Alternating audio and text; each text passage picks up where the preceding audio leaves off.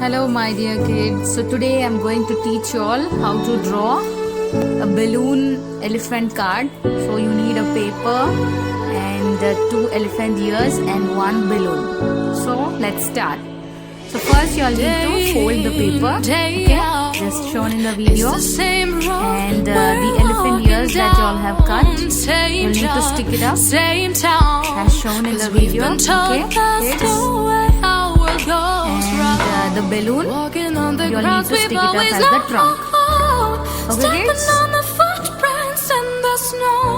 But when it melts the Yeah, other so ways take will the show. Fevicol and stick it up. Footsteps on the And road. done. Now life can wait. So you have your card, elephant balloon card. So you can put it any message and give it to your friend, mom, dad. So take that aside. Kids, if you like this. Thanks for watching. Bye.